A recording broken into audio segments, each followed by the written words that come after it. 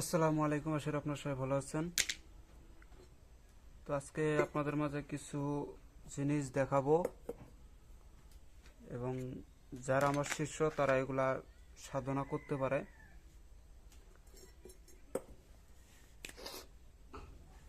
তো আমি কয়েকদিন ব্যস্ত ছিলাম, কারণ কুমিল্লার থেকে আমার একটা শিষ্য আসছিল। কুমিল্লার থেকে উনি 2-3 দিন থাকলো আমার এখানে, এই জন্য করে তাকে শ্মশানের কাজ শিখিয়ে দিলাম, হাতের কাজগুলো শিখিয়ে দিলাম, কিভাবে আসনের কাজ শিখিয়ে দিলাম।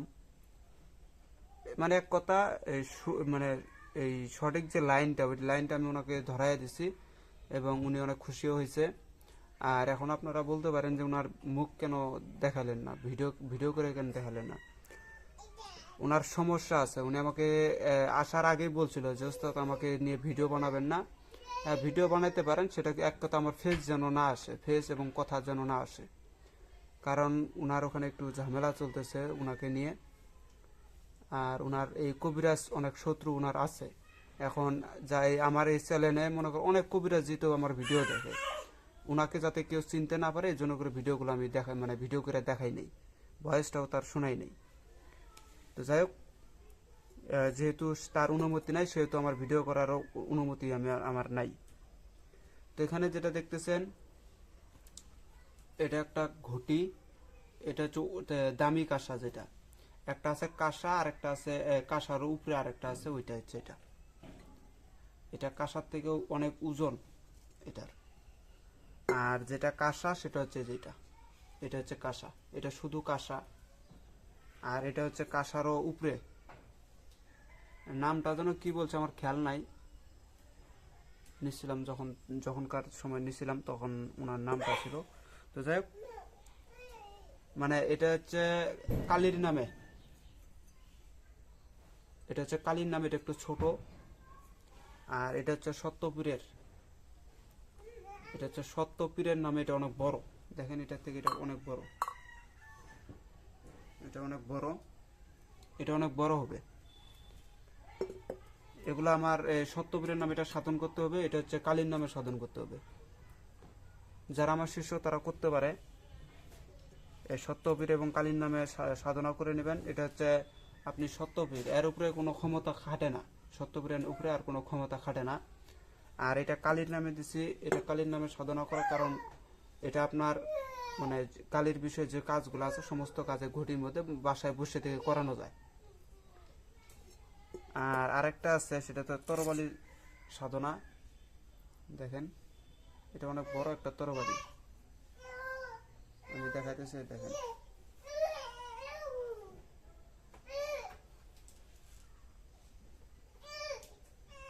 মানে এটা অনেক বড় একটা তরবারি, আমি ভালো করে দেখাইতেছি আপনাদেরকে।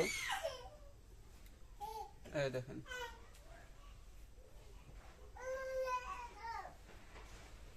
এটা অনেক বড়। এটা আপনারা হচ্ছে এটার কাজ কি, অনেকে এই ছুরির কাজ জানে না, অর্থাৎ তরবারির কাজ জানে না। যেমন ধরেন এটা এক প্রকার আপনাকে সেফটি দেয়। আপনি এটা যারা শহরে আছে তারা করলেও করতে পারে, না করলে নাও করতে পারে। এটা হচ্ছে যারা গ্রামে থাকে তাদের জন্য। কেননা শ্মশান ঘাটে আমরা যখন আমার ওই সিলেট মসজিদ, উনাকে আজকে গাড়ি তুলে দিছি, তো উনি ফোন দিতেছে সিলেট মসজিদ। তো যাই হোক, এই তরবারিটা এক প্রকার গ্রামে যারা কবিরাজ তাদের জন্য ভালো। কেননা শ্মশানে যখন কাজ করতে যাবেন অনেক গাঁজাখোর, অনেক মদখোর, তারা দেখবেন শ্মশানে বসে গাঁজা মদ খায়। ওই সময় আপনি যাইতেছেন কাজে বা কাজ করতেছেন, ওই সময় আপনাকে হাইজ্যাকও করতে পারে। এই জন্য করে এই তরবারিটা সবসময় শ্মশানে যাওয়ার আগে নিয়ে যাবেন। নিয়ে তরবারিটা আপনি হচ্ছে ওই জায়গায় পুঁতে রেখে দিবেন, এভাবে এভাবে রেখে দিবেন। মনে করেন তরবারি থাকলে ওনারা কেউ আপনাকে ডিস্টার্বও করবে না। এখন তরবারির যে তন্ত্র লাইনের কাজ আমি সেটা বলতেছি একটু। এটা দিয়ে এটার ভিতরে কিছু আবার লিখতে হয়, এটা হচ্ছে লিখতে হয়, আমি এক সময় দেখাবো আপনাদেরকে। তার আগে শুধু কাজগুলো বলি যেটার কি কাজ। এটা দিয়ে আপনি জিনপুরিকে মেরে ফেল দিতে পারবেন, এটা দিয়ে আপনি জিনপুরিকে মনে করো খতম করে দিতে পারবেন, বান কুজ্ঞান কাটাইতে পারবেন। এটা হচ্ছে শানের মতন কাজ করে। অনেকেই আছে যে অনেকে আছে দূর থেকে কারো শরীরের বন কাটাইতে চায়, সেক্ষেত্রে এটা খুবই প্রয়োজন।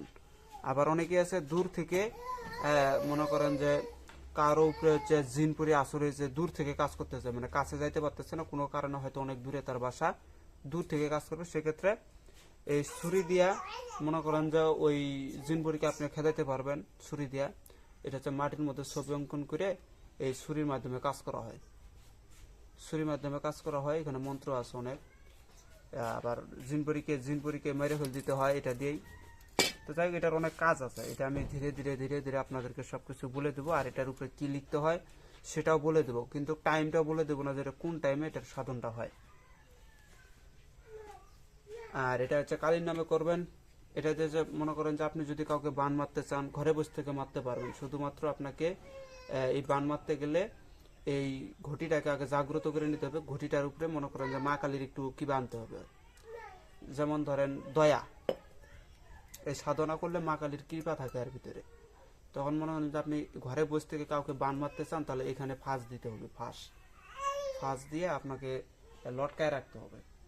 এটার অনেক নিয়ম কারণ আছে, ফর্মুলা আছে এটার ভিতরে, এটার মাধ্যমে কাজ হয়। এটা দিয়ে পানি পড়া, বাটি পড়া, মানে বিভিন্ন কাজ হয় এটা দিয়ে।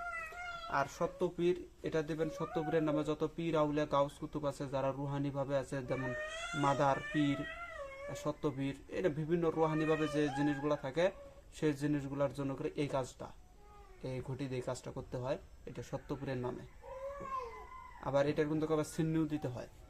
সত্যপীর এবং কালীর নামে আপনি কিছু সিন্নি বা টাকা পয়সা গরিবকে দিয়ে দিবেন, এবং যদি পারেন বিলাত মাহফিল করে খাওয়াই দিবেন, তাতেও হবে। আবার সাধনার একটা নির্দিষ্ট টাইম থাকে, যেগুলো সাধনা করতে হবে আপনাদেরকে। তো যাই হোক, আবার এখন কিছু কথা বলে নেই, যে অনেকেই আছে আমার এই অনেকেই আছে আমার বাসায় আসতে চায়, আসার জন্য ইচ্ছুক।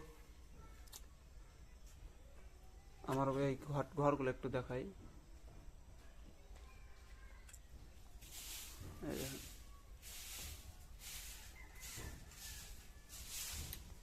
যারা দূর দূর থেকে আসবেন কাজ শেখার জন্য, বা কাজের একটা সঠিক লাইন জানার জন্য করে, বা যে বিষয় হোক, যারা দূর থেকে আসবেন তারা অবশ্যই আমার এখানে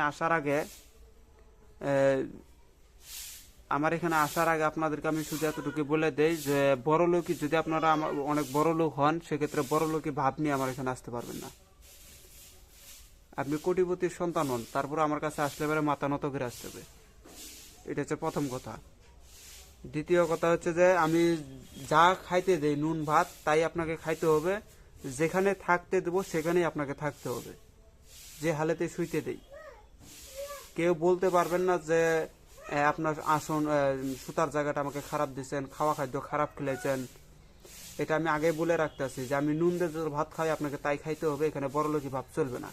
এতে আপনার মনে চাইলে আসবেন, না মনে চাইলে আসবেন না কেউ। যেমন আবার অনেকে এসে যদি তাকে থাকতে দেই, হ্যাঁ, ওরা কিন্তু মনে করে, এই কিন্তু মনে করা যাবে না। আমার এখানে আসবেন, গুরু মেনে আসবেন, অবশ্যই আপনারা কিছু কিছু পাবেন। যেমন চট্টগ্রামের নূর মোহাম্মদ, উনাকে আমি কিছু সাধনাও তুলে দিছি, সাধনা ধরে দিছি। উনি মনে হয় সামনের অমাবস্যার 11 দিন আগে সাধনায় বসবে। ওইটা হচ্ছে সোমবার দিন ওই দিন থেকে ওনার সাধনা শুরু হবে। আমি ওনাকে বসার, ওনাকে সবকিছু শিখিয়ে দিছি, মন্ত্রতন্ত্র যা লাগে, নিয়ম কারণ যা কিছু ফর্মুলা লাগে সব শিখিয়ে দিছি। এভাবে তার দেহকে রক্ষা করা, বাড়িকে রক্ষা করা, যদি জিনপুরে আক্রমণ করে সেখান থেকে বাঁচবে কিভাবে, মানে বিভিন্ন, মানে এই সাধনার বিষয়ে যত কিছু আছে সব শিখিয়ে দিছি তাকে। উনি একটা অনেক প্রেশনের ভিতরে পড়ছিল, ওনার সাধনাটা খুব আবশ্যক। ওনার কথাবার্তা আমি শুনছি, উনি আমার বাসায় এসে থাকছিল 2-3 দিন। আশা করি আমার খুব পছন্দ হয়েছে ওনাকে, কেননা উনি ভালো একটা লোক। আর আজকে যে শিষ্যটা আজকে গাড়ি দিয়ে পাঠালাম, ওনার নাম মজিদ, উনিও খুব ভালো লোক। উনি মানুষ দেখলে টের পাওয়া যায় যে কোন মানুষ কেমন, কেননা মানুষের ব্যবহার আর মানুষের কথাবার্তাতে বোঝা যায় যে মানুষটা কোন ধরনের। তারা আসছিল, তারা আমাকে গুরু দক্ষিণাও দিছে, যাওয়ার সময় টাকা পয়সা হাতে দিছে, তারা আমার সম্মানও জানাইছে, আমার বাড়ির সবাইকে সম্মান জানাইছি, ইনশাল্লাহ আমি খুব খুশি হয়েছি।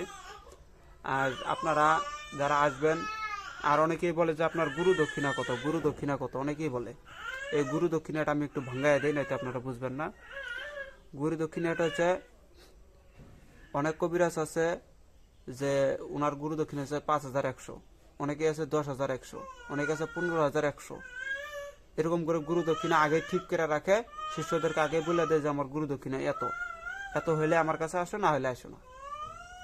আর আমার গুরু দক্ষিণা হচ্ছে আপনি মন খুশি করে যা দিবেন তাই, আমি চাই নেব না। শুধু একটা বিবেক থাকতে হবে আপনার, যে আপনি যার বাসায় যাইতেছেন তার বাসায় খাবেন, তার বাসায় বেড়াবেন, এতে উনারও টাকা পয়সা খরচ হবে, উনারও খাওয়া খাদ্যের জন্য খরচ হবে, থাকতে দিবে। 2-3 দিন আপনার পিছনে, 2 দিন আপনার পিছনে ঘুরবে বা 1 দিন ঘুরবে, তার একটা সময় নষ্ট হতেছে। এই হিসাব করে আপনি টাকা পয়সা দিবেন। আমি আপনাকে চাইনি বলে যে আমাকে 10,000 টাকা দেন, 5,000 টাকা দেন। যেমন নূর মোহাম্মদ এসে 4-5 হাজার টাকা দিয়ে গেছে, এই মসজিদ শিষ্য এসে 4-5 হাজার টাকা দিয়ে গেছে দক্ষিণা হিসাবে, দক্ষিণা হিসাবেও দিচ্ছে, আবার যাওয়ার সময়ও দিছে। আর অনেকে আবার অনেকে আছে গরিব, হয়তো অত টাকা দিতে পারবে না, ওর ক্ষেত্রে আপনি একটু কমাই দেবেন। এটা আল্লাহ জানে কে গরিব আর কে বড় লোক, সবাই তো বলে যে আমি গরিব গরিব। তো যাই হোক, এগুলা ভাঙিয়ে দিলাম যে আমার কোনো নির্দিষ্ট কোনো গুরু দক্ষিণা নাই, আপনারা যা দিবেন তাই, কিন্তু আপনার বিবেক বিবেচনা করে দিতে হবে। কারণ আপনার পেছনে আমি 2 দিন সময় দেবো, ওখানে দিন হাজারও যদি ধরতে যায় তত 600 করে 1200 টাকা চলে যায়, 500 করে দিলে 1,000 চলে যায় দিন হাজারেই। আর রায়ত আছে আপনার সাথে সারাদিন খালি বগর বগর আমাকে, মানে আপনাকে শেখানোর জন্য সবসময় পেশাল পাততেই হবে, আপনাকে ভাঙ্গাই দিতে হবে, বুঝাইতে হবে। এতে আমার মনে করেন যে আমার সময় যেতেছে, আপনাকে সবসময় কথা বলতেছে আপনার সাথে, আপনাকে খাওয়া খাদ্য খিলাইতেছি, এগুলার একটা খরচ আছে। ওই হিসাব করে আপনারা দক্ষিণা দেবেন, বা ওই হিসাব করে আপনারা খুশি করে আমাকে যা দিতে পারেন। আর হচ্ছে, যেমন এই মসজিদ শিষ্য আমাকে আবার 4 প্যাকেট ডারবিও কিনে দিয়ে গেছিল। 4 প্যাকেট ডারবি, মানে উনি যতদিন থাকবে ততদিন ফ্রি মাগনা 4 প্যাকেট ডারবি দিয়েছিল খুশি হয়ে। মানে যথেষ্ট আমার সেবা করছে, যথেষ্ট আমার করছে। আমি ওনার জন্য দোয়াও করি, ওনাকে আমি লাইন ধরাই দিছি, ওনাকে সম্পূর্ণ জিনিস ভাঙ্গাই দিছি। যেমন বটগাছ সাধনাটা, এটা পুরাটাই ভাঙ্গাই দিছি, একটু পরিমাণ রাখিয়ে দিছি। আর বটগাছ দিছি, শ্মশানেরও সবকিছু ভাঙ্গা দিছি, বটগাছেরও ভাঙ্গা দিছি। সাধনা করবে, সাধনা সিস্টেমগুলো কিছু কিছু করে ভাঙ্গিয়ে দিচ্ছি। ওনাকে শুধু বলছি যে আপনি আমার এই কাজগুলো ক্লিয়ার করে নিন। ক্লিয়ার করার পরে উনি আবার বাসায় একটা আসনও আছে, ওই কাজগুলো ক্লিয়ার করার পরে আমি হচ্ছে ওনাকে, যদি ভবিষ্যতে যদি আমার এখানে আসে বা আমি যদি ওনার ওখানে যাই, তাহলে ওনার এখানে গেলে আর কি ওনাকে ডাইরেক্ট আসনে দেখায়, আসনে বসাই দেবো, আসনের কাজ দেখাই দেবো, আসনে কীভাবে করে ওগুলো দেখাই দেবো, বটগাছ সাধনা দিয়ে দেবো, মূল যেগুলো সাধনা ওগুলো সব তাকে দিয়ে দেবো। কেননা উনি অনেক দূরের, সিলেট এখান থেকে, আমাদের এখান থেকে সিলেট বহু দূরে, এত দূর থেকে গুরুর সাথে দেখা করাও সম্ভব নয়, প্রত্যেকবার আসাও সম্ভব নয়। তাই উনি যে দূরের লোক দেখে ওনাকে একেবারেই সব দিয়ে দিচ্ছে। যেমন চট্টগ্রামের শিষ্য ওনাকেও একেবারেই দিয়ে দিচ্ছে, সিলেটের যে মসজিদ শিষ্য উনি আসছে আজকে গাড়িতে তুলেছে, ওনাকেও একেবারেই দিয়ে দিচ্ছি সব ভাঙ্গায়া। কারণ আমি জানি ওনারা দূরের লোক, আর খালি হাতে ফেরানোটা আমার পক্ষে ঠিক না। আপনারা আর যারা আশেপাশে আছে তারা তো মনে করেন যে আমার কাছে আসতেও পারবে, যাইতেও পারবে, তাদেরটা আমি ধীরে ধীরে ভাঙ্গাই দেবো, পুরোটাই একেবারে ছেড়ে দেবো না আমি। শিষ্য যদি মন মতো হয় তাহলে ভাঙ্গিয়ে দেওয়া যায়, তাহলে সবকিছু দিয়ে দেওয়া যায়। যেমন এই মসজিদ শিষ্যটা, এটা অনেক ভালো, অনেক শান্ত শিষ্ট থাকে, দেখি আমি সম্মানও করছি, আমাকে খুব ভালো লাগছে ওনাকে। যেমন নূর মোহাম্মদ শিষ্য, ওইটাকেও খুব ভালো লাগছে, উনিও খুব ভালো। উনি আসার সাথে সাথে আমার পায়ে পড়ে গেছিল, হিসাব করে দেখেন গুরুকে কতটা সম্মান করে হয়। তো যাই হোক, এভাবে আপনারা করবেন। আর আমি এই ঘটি সাধনা, তরবারি সাধনা অর্থাৎ ছুরি সাধনা বা চাকু সাধনা বা যেটাই হোক, এই সাধনাগুলো আমি আপনাদের মাঝে উন্মুক্ত করে দেব। আর আপনাদেরকে এটা উন্মুক্ত করব, কিছুটা রাখবো, কেননা ইউটিউবে এগুলো দেওয়া যায় না। যারা আমার কাছে আসবেন, যারা বুঝবেন তারাই পাবেন। ও আরেকটা ইম্পর্টেন্ট কথা, সেটা হচ্ছে যে আমার ইমো হোয়াটসঅ্যাপে, আপনারা যারা ইমো হোয়াটসঅ্যাপে কোনো প্রয়োজনের কারণে আমার সাথে যোগাযোগ করতে চাইতেছেন, বা কাজ করানোর ক্ষেত্রে বা কোনো কিছু নেবেন, তার আগে অবশ্যই বারবার বলে রাখি যে আমার চ্যানেলে, মানে আমার চ্যানেল থেকে নাম্বার নিয়ে যখন ইমো হোয়াটসঅ্যাপে ঢুকবেন, অবশ্যই সেই ইমো হোয়াটসঅ্যাপে চেকিং করবেন যে যেটা মূলত আমি না অন্য কেউ। কারণ আমি এই কালকে হচ্ছে আমার ওই নূর মোহাম্মদ শিষ্য আমার ইমোতে ফোন দিছে, আমার ইমোর ফোনটা আরেক লোকে ধরছে, ধরে কথা বলতেছে ওনার সাথে। তখন উনি টের পেয়ে ফেলাইছে যে না, ওনার গলা তো এটা না, প্রায় সেম সেম আমার গলায়, কিন্তু উনি টের পাইছে যে এটা উনি না।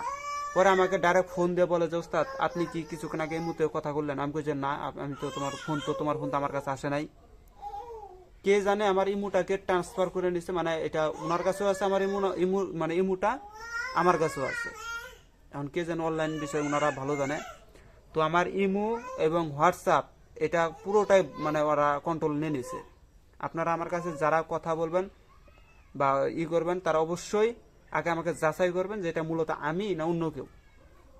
কারণ আমার এগুলো সব ব্লক করে মানে ওনারা নিয়ে নিছে ওনাদের কন্ট্রোলে। এটাকে কি যেন বলে আমি এগুলো বুঝি না। মানে ওই যে একটা আছে ফোন ট্রান্সফার করা, যেমন ফোন দিতেছে আপনাকে, ওই ফোনটা চলে গেছে আরেকজনের কাছে। ওই রকম হয়েছে আমার ইমো হোয়াটসঅ্যাপটা। ফোন যদি কেউ আমার সাথে কথা বলে আরেকজনের কাছে জায়গা, পরে উনি ওনার সাথে কথাবার্তা বলে ওনাদের কাজ টাজ নিয়ে ওনাদের টাকা পয়সা নিয়ে মনে করেন যে ব্লক মেরে দেয়। ব্লক মেরার পরে তখন দুর্নাম হয় কার? এই যে আমার, এই যে আমি নিছি। এরকম কয়েকজন আমি পাইছিও যে আমাকে সরাসরি দোষারোপ করতেছে। মূলত পক্ষে কিন্তু আমার জিনিসগুলা আমারই মতন সিস্টেম করে তারা, উনি আরেকজন করতেছে। ওনার বাড়ি আবার ফোন দিয়েছিলাম, ওনাকে বাইর করে ফোন দিচ্ছিলাম, ইমুতে ফোন দিয়েছিলাম। আমার নূর মোহাম্মদ শিশুটা ফোন দিছে, ফোন দিয়ে বলে যে ওনার বাড়ি কই। পরে উনি বলে যে আমার বাড়ি নারায়ণগঞ্জ। পরে বলে যে আপনি নারায়ণগঞ্জে আপনার বাড়ি, আপনি নারায়ণগঞ্জের কোন জায়গায় বাড়ি? যখনই বলছে কোন জায়গায় বাড়ি তখনই তার সাথে একটু কথা তর্ক বিতর্ক হওয়াতে পরে ওনাকে ব্লক মেরে দিছে। পরে আবার ওই নূর মোহাম্মদী তারই আর একটা বন্ধু ছিল কম্পিউটার চালায়, ভালো অনলাইন বিষয় জানে, তাকে দিছে। উনি আবার কথাবার্তা বলে দেখে যে উনি বলে যে ওনার বাড়ি নারায়ণগঞ্জ। তো ওনার সাথে অনেক কথাবার্তা বলাতে শেষে আবার উনাকেও ব্লক দিছে। এই জন্য করে বলতেছি যে আমার ইমো হোয়াটসঅ্যাপটা পুরোটাই এখন আরেকজনের কন্ট্রোলে নিচ্ছে, হ্যাকারে নিয়ে নিচ্ছে এটাকে। তাই আপনারা যারা কথাবার্তা বলবেন ইমো হোয়াটসঅ্যাপে আমার সাথে, তাই বলে যে ইমো হোয়াটসঅ্যাপে ফোন দিবেন না, কথা বলবেন না, এটা ভুল। ইমো হোয়াটসঅ্যাপে ফোন দিবেন, কল দিবেন, ডাইরেক্ট ফোন দিবেন না। ফোন দিলে কি হয়, এই ফোনটা ডাইরেক্ট উনার কাছে চলে যায়, উনার কাছে ফোন চলে যায়। তাই আপনারা আগে আমার সাথে কথাবার্তা বলবেন, আমাকে চিনবেন, বুঝবেন যে চিনলে। যেমন আমার এই ইমো এবং হোয়াটসঅ্যাপের ভিতরে আমার এই যে আমার ফটো দেওয়া আছে, মোহাম্মদ মনির হোসেন লেখা আছে, আর ওখানে আপনারা প্রথমে মেসেজ করেন বা যেটাই করেন আগে আমাকে যাচাই করবেন। আমার ব্যবহার, আমার আচরণ, আমার এগুলো তো আপনারা ইউটিউবে দেখছেন, দেখেই তো আপনারা ওখানে যাবেন। তাহলে আপনাকে আমাকে চিনে তারপর এটা করবেন।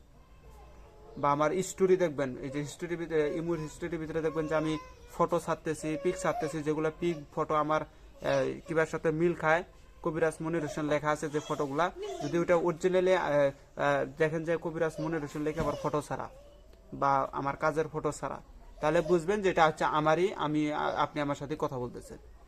আর যদি হিস্টোরির ভিতরে দেখেন যে এই কবিরাজ মনির হোসেন চ্যানেল বিষয়ে লেখা নাই, তাহলে বুঝবেন যে এটা অন্য কারো। আর কথাবার্তা যখন বলবেন তার অবশ্যই আমার সাথে আগে বাছাই করে তারপরে আমার সাথে কথাবার্তা বলবেন। এখন বা ফটো চাবেন, বলবেন যে আপনার ফটো দেন। আমি আপনাদেরকে চিনানোর জন্য, বোঝানোর জন্য, যাতে হ্যাকারের কাছে ওরকম ফটো না থাকে আমি ওইরকম ফটোই আপনাকে দেবো, যাতে আপনারা বুঝতে পারেন যে এটা আমি। আর নয়তো কিন্তু আপনারা ধোকায় পড়ে এই টাকা পয়সা দিয়ে দেবেন, পরে দুষ করবেন যে আমি নিয়ে নিচ্ছি আপনার টাকা, আপনার টাকা আমি হরণ করছি। এটা করবেন না আগে। তো যাই হোক, সবাই ভালো থাকবেন, খোদা হাফেজ, আসসালামু আলাইকুম।